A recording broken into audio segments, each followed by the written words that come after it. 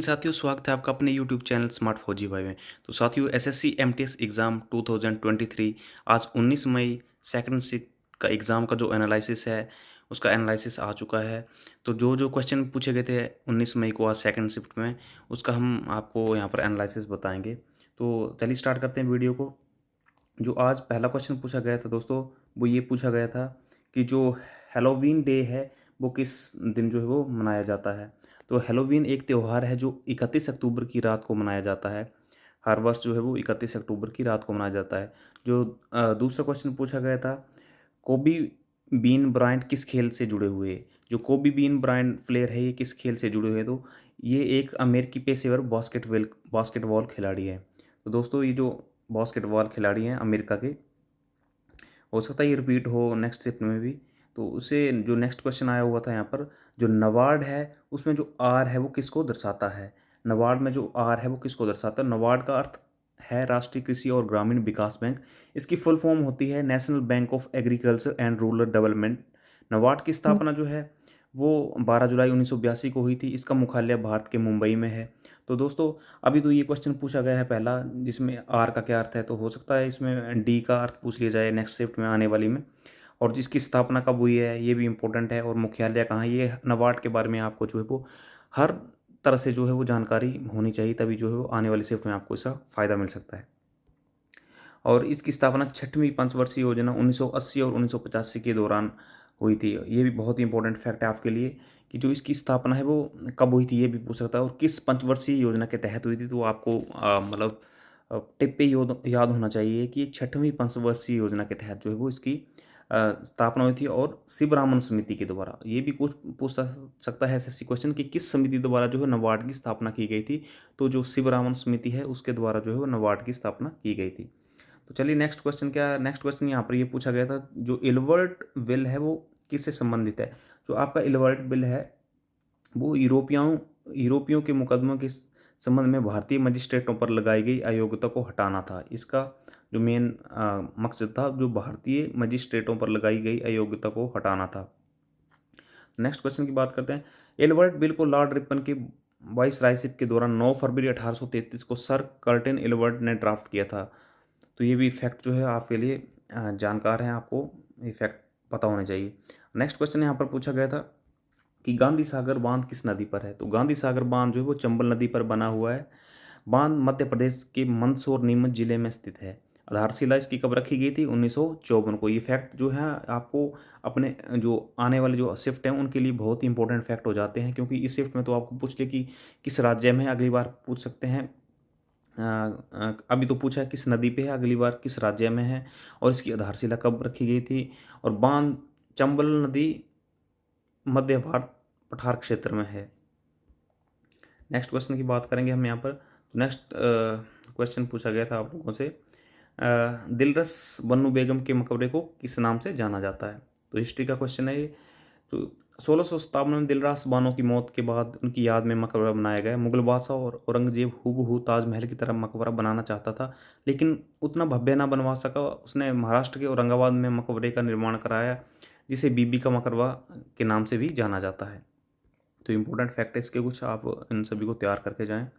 तो जो यहाँ पर जो अनुच्छेद है दोस्तों, अनुच्छेद के बारे में पूछा गया। अनुच्छेद 19 से 22 जो है वो किस में आता है? तो यहाँ पर आपको मैं बता रहा हूँ। जो अनुच्छेद है आपका 19 से 22, जो अनुच्छेद है वो किससे रिलेटेड है? तो 19 से जो 22 अनुच्छेद है वो है स्वतंत्रता का अधिकार। जो हम स्वतंत्रता का अधिकार है वो 19 से 22 नंबर अनुच्छेद में है। और इससे रिलेटेड जो है वो हम नेक्स्ट और फैक्ट जो है वो पढ़ेंगे उसके बारे में, अनुच्छेद 19 से 22 के बारे में। तो जैसे आपको शोषण के विरुद्ध अधिकार है वो किस अनुच्छेद में है, नेक्स्ट शिफ्ट के लिए इंपॉर्टेंट हो जाता है। शिक्षा संबंधी जो अधिकार है वो किस अनुच्छेद में है, और धार्मिक स्वतंत्रता जो है वो आपकी 24 से 25 अनुच्छेद में, वो सब आपको जो है वो पता होना चाहिए। बलात् श्रम जो है वो किस अनुच्छेद में है। और डाटा बिल 2021 किससे संबंधित है? जो डाटा बिल 2021 है, इस कानून में ताकि डेटा विदेशी सर्वर पर रह सकता है, लेकिन उसकी वर्किंग कॉपी देश को सौंप दें। जो उसकी जो वर्किंग कॉपी होगी जो जिस देश का, उसको देनी होगी। नए बिल में डेटा स्टोरेज के लिए सर्वर भारत में रखने की बात शामिल होगी। जो सर्वर होते हैं दोस्तों, जैसे गूगल है, गूगल का सर्वर जो है वो इंडिया में रहेगा, अभी जो है यूएसए में सर्वर है इसका, जो गूगल इंडिया में चलेगा तो उसका जो सर्वर है, जैसे फेसबुक, इंस्टाग्राम वगैरह जो है इनके सर्वर जो है वो जिस कंट्री से ऑपरेट होते हैं वहाँ पे सर्वर होते हैं। लेकिन अब आने वाले टाइम में क्या किया गया है कि जो सर्वर होंगे, जो स्टोरेज सर्वर होंगे इनके, वो जिस कंट्री के में चलेंगे उसी में रहेंगे। मौजूदा बिल में प्रभावी मानदंड नहीं थे कि प्रावधानों का क्रियान्वयन कैसे हो। इस प्रावधानों को आईटी एक्ट के साथ विरोधाभास में भी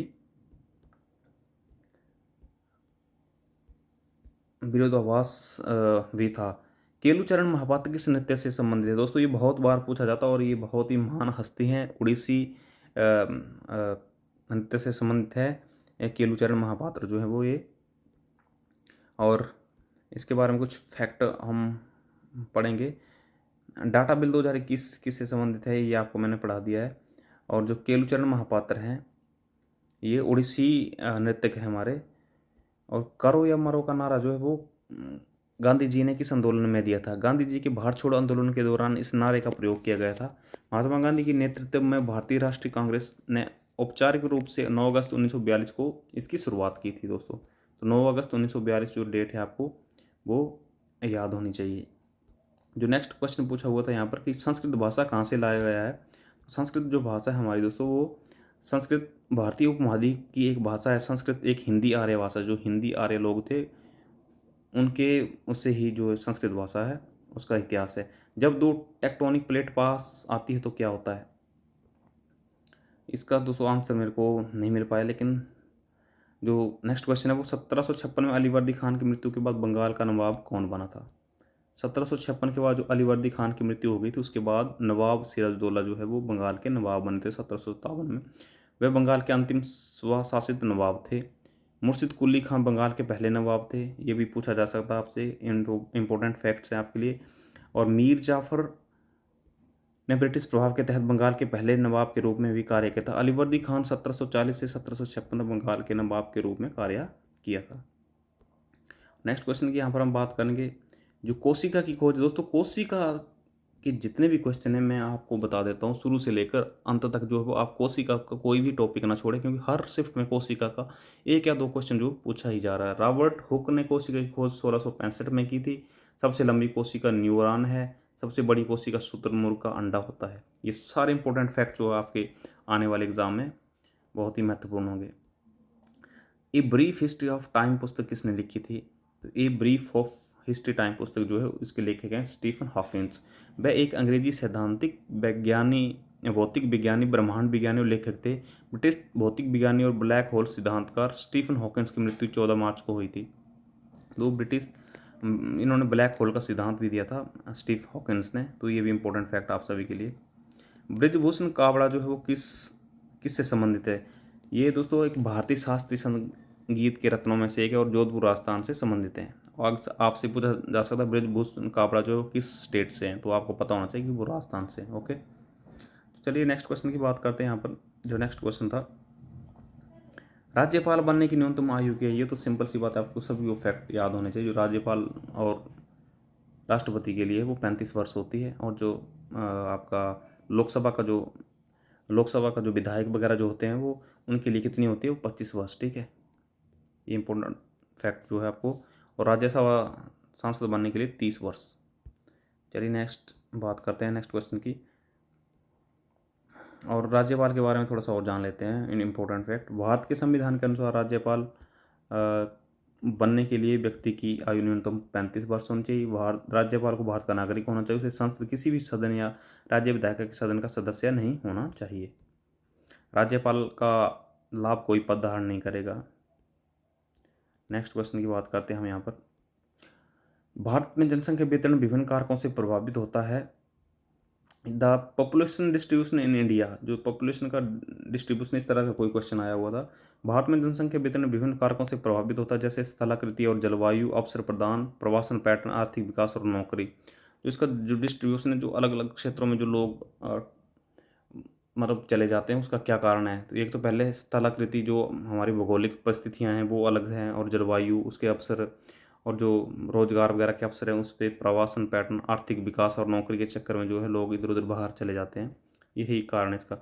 एक पूछा था चाय से संबंधित शहर ये था या नहीं, क्वेश्चन आप बताइए। और जीव विज्ञान का जनक कौन है, तो इसमें हम आपको थोड़ा सा और फैक्ट से बता देंगे इसमें जीव विज्ञान के जनक कौन हैं, और इससे रिलेटेड और भी बहुत सारे फैक्ट है उसमें हम आपको बताएंगे। वनस्पति शास्त्र के जनक जो है थियोफ्रेस्टस, जीव विज्ञान के जनक जो है अरस्तु हैं, जीव विज्ञान के जनक अरस्तु। और जो आपका आधुनिक वनस्पति शास्त्र के जनक है लिनियस। अंतरिक्ष विज्ञान के जनक जो है थॉमस एडिसन। विकासशील परिस्थिति विज्ञान के जनक लेमार्क। आधुनिक विकास के जनक चार्ल्स डार्विन। दोस्तों ये आपकी कुछ आने वाली जो शिफ्ट है उनमें ये जो है आपको पूछे जा सकते, तो इनको ध्यान से पढ़ के जाना, आप याद कर लेना। और एक पूछा था साथिर नृत्य जो है वो किस राज्य से संबंधित है, तो दोस्तों ये क्वेश्चन था आपकी शिफ्ट में या नहीं, तो कमेंट करके जरूर बताएं। तो इसमें ये होगा दोस्तों तमिलनाडु का, ठीक है, तमिलनाडु का जो है ये शास्त्रीय नृत्य साथिर जो है वो। नेक्स्ट क्वेश्चन की बात करते हैं हम। तो इंग्लिश के क्वेश्चन कुछ कैंडिडेट्स ने भेजे थे यहाँ पर, तो इंग्लिश के जो क्वेश्चन है उसकी बात करेंगे हम यहाँ पर। तो एक्टिव का एंटो पूछा था यहाँ पर। तो एक्टिव का जो एंटो होता है फिक्स्ड, इनऑपरेटिव, अनमूवेबल, अनवर्किंग, ये इसके एंटोनिम हो जाएंगे। और जो यहाँ पर दूसरा पूछा था ओपोजिट का सिनोनिम, ओपोजिट का सिनोनिम क्या होगा, कॉन्ट्राडिक्टरी, कॉन्ट्रेरी, एंटीथेटिकल, अनफेवरेबल, ये जो है इसके सिनोनिम हो जाएंगे। Polar, diametric, negative. और नेक्स्ट जो है वन वर्ड्स और ईडियम वगैरह से इसमें पूछा होता है। In ones and twos idiom पूछा था, तो इसका मतलब होता है to indicate that people to do things gradually and small groups. और जो एक सफल अभियान पूछा दोस्तों, उसके बारे में थोड़ा सा जानकारी जो है वो आपको यहाँ पर देंगे हम। किस राज्य के किसानों के लिए सफल क्रेडिट कार्ड का जो है वो common credit card portal launch चल गया। तो उड़ीसा के मुख्यमंत्री नवीन पटनायक ने किसानों के लिए जो सफल का जो है दोस्तों आपको फुल फॉर्म भी याद कर लेना यहाँ से आप। तो इसका जो फुल फॉर्म है वो है simplified application for agriculture loans. आपसे पूछा जा सकता है कि सफल में एल का क्या मतलब है, तो आपको लोन्स, या फिर ए का क्या मतलब है एप्लीकेशंस, जो एफ का क्या मतलब है, तो आपको एफ का तो वैसे पूछा नहीं जाएगा, लेकिन एस का पूछा जा सकता है। सिंप्लीफाइड पोर्टल लॉन्च किया किसी ऋण के लिए सफल एप्लीकेशन किसानों और कृषियों